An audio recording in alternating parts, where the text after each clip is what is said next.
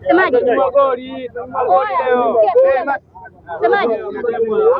mchezo wa dabi ya Kariakoo umetamatika, lakini dakika 90 sare ya bila goli. Imekuwa mechi namna gani? Lakini pia Simba mmeonyesha kwamba usajili mnaofanya umelipa. Tunamshukuru Mwenyezi Mungu kwa matokeo ambayo tumeyapata, japo si aina ya matokeo ambayo tuliyatarajia na tuliyakusudia katika siku ya leo. Kwa aina ya timu tuliyokuwa nayo, kwa aina ya maandalizi ambayo tumeyafanya, tulistahili dhahiri shahiri ushindi mkubwa katika mchezo huu wa leo. Lakini matokeo haya ya leo yametupa faraja kwa namna moja, japo kwa udogo. Kwanza tumefanikiwa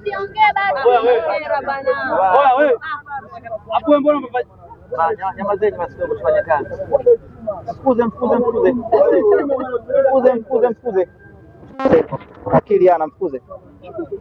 Ngoja tutulie tufanye kazi jamani, bismillah. Mwashe makofi.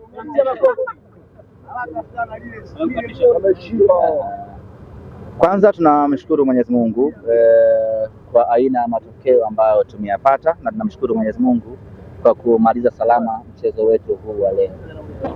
Matokeo ambayo tumeyapata yana pande mbili. Kwanza yametufurahisha, lakini kuna namna ambayo yametuhuzunisha. Yametufurahisha kwa kuwa tumefanikiwa kuondoka kwenye syndicate ya kupoteza mara nyingi dhidi ya mpinzani mmoja. Haikuwa historia nzuri na wala haikuwa rekodi nzuri kwa Simba Sports Club kupoteza mara 5 mara 6 dhidi ya mpinzani mmoja.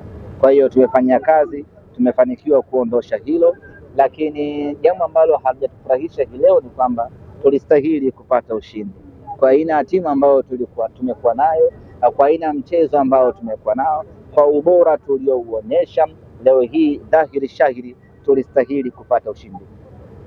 Na tena sio ushindi kiduchu, ni ushindi mnono kweli kweli. Namna ambavyo timu yetu imecheza kwa kiwango cha hali ya juu, namna ambavyo tumemiliki mpira, namna ambavyo tumetengeneza mashambulizi na nafasi nyingi kweli kweli, na namna ambavyo tumekosa nafasi za wazi kweli kweli. Kwa hiyo inaonyesha ya kwamba timu yetu imekuwa bora, na sisi kitu ambacho kinatufurahisha hii leo ni kwamba timu yetu imeimprove. Wakati tunasema timu yetu imeimprove, walikuwa wanasema kipimo halisi ni tarehe 1 ya mwezi wa 3. Kadri tukijirasibu ya kwamba tumefanya usajili mzuri dirisha dogo, wanasema subirini tarehe 1 ya mwezi wa 3. Kwa hii leo tulikuja hapa kuonesha ubora wa timu yetu, na bila shaka wameuona ubora wa timu yetu, na hilo ndilo ambalo sisi linatupa faraja na matumaini makubwa. Timu yetu imeongezeka ubora maradufu kweli kweli. Timu yetu ina uwezo mkubwa wa kucheza mpira. Leo hii tumemtawala mpinzani wetu kwa zaidi ya 98%. Tulikuwa bora kwenye kila eneo. Kwa hiyo hilo peke yake linatufanya sisi wana Simba tuondoke hapa katika uwanja wa Amani tukiwa mashujaa wa nafsi zetu, tukijivunia ubora wa timu yetu, lakini ikitupa taswira ya kwamba mbele yetu ni bora kweli kweli. Leo tulikuja na kampeni ya kupata ushindi ili kupunguza gap la pointi baina sisi na mpinzani wetu. Tumeshindwa kufanya hivyo, lakini kwa aina ya timu tuliyokuwa nayo inatupa matumaini ya kwamba hakuna timu yoyote ya ligi kuu ina uwezo wa kumzuia Simba asipate ushindi. Labda abahatishe tu papatu kama Dodoma Jiji, lakini in terms of football hakuna timu yoyote ya ligi kuu ina uwezo wa kuizuia Simba isipate alama 3. Gap la pointi bado ni kubwa, lakini kwa idadi ya michezo iliyobaki na ubora wa timu yetu hivi sasa, tunaweza kutembea tukijinasibu ya kwamba hilo gap litayeyuka mithili ya theluji inavyoyeyuka juu ya mlima Kilimanjaro. Lakini wapinzani wetu hii leo wanapaswa kumshukuru Mungu kweli kweli, na kumshukuru aliyekataa goli letu. Halikuwa halali bwana.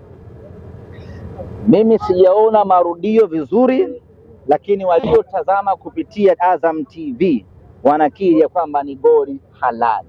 Mimi sina hakika na siwezi kuizungumzia, lakini watu waliotazama kwenye TV wamejiridhisha pasina shaka ya aina yoyote ile kwamba lile ni goli. Sasa hao ni watu pengine wana mizuka yao, ama pengine wana maoni yao, ama wana mapenzi yao, lakini yote kwa yote leo hii wapinzani wetu niseme tu wamekuwa na bahati kweli kweli, wameponea kwenye tundu la sindano. Leo tulikuwa tunawafanya vibaya mno, vibaya. Leo tulikuwa tunawadhalilisha hapa katika uwanja wa Amani. Leo tulikuwa tunamgeuza vibaya. Leo tulikuwa tunamchakaza na hata kusahau katika maisha yake. Ameipata hii sare, lakini aende akamshukuru Mwenyezi Mungu, maana haikuwa sare ya kawaida. Leo hii Mnyama tulikuwa kwenye ubora wetu wa hali ya juu sana, na kwa mara ya kwanza mchezaji bora wa mechi amepewa tuzo kwa sababu ya kupoteza muda. Zaidi ya dakika 10 zimepotea pamoja na kuokoa kwake, lakini football inapaswa kuchezwa, mpira unatakiwa kucheza. Sasa kinara wa kupoteza muda anakwenda kupewa na tuzo. Maana yake mechi inayokuja kuna mwingine naye atapoteza muda akiamini kwamba ukipoteza muda unapewa na tuzo. Mpira unatakiwa kuchezwa. Aliyepewa tuzo ya man of the match amepewa kwa sababu amepoteza muda mwingi.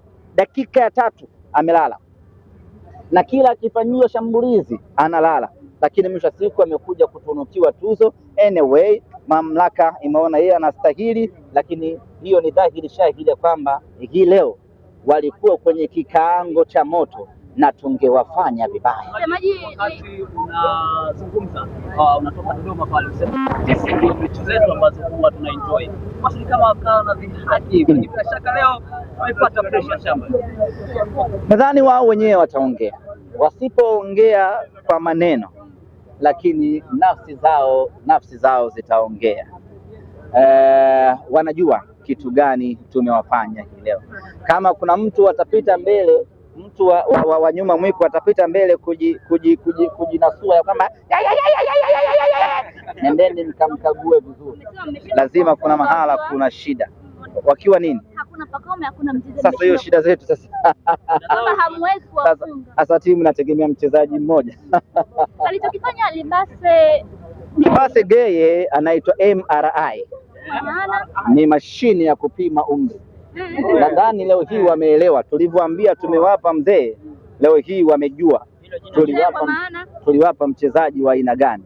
Libase Geye amefanya kazi yake ipasavyo ya kufanya umri, ya kupima umri kupitia mashine ya MRI. Kirefu chake sijui hapo, lakini itakuwa ni Medical Reconstructed Institution.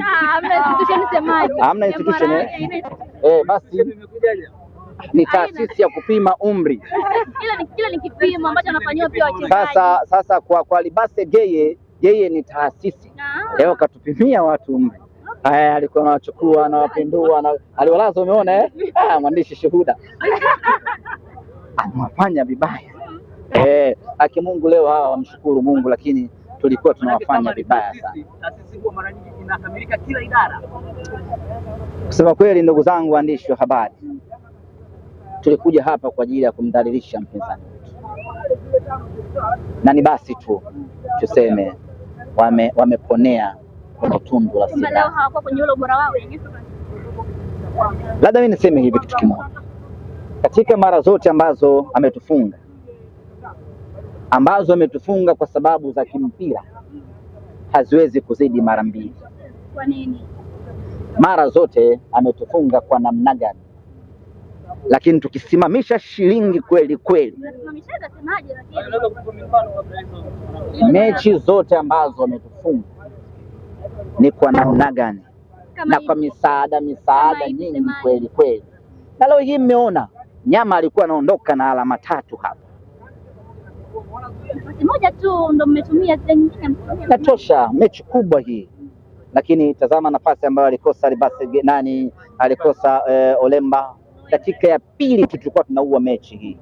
Nafasi ambayo amekosa Mpanzu. Yaani leo tulikuwa tunawafanya vibaya. Afu moja imekula nginja.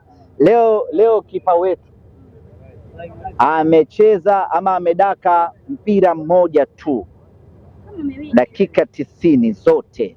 Yaani mechi ya leo angeweza kukaa hata Chiko na tusifungwe.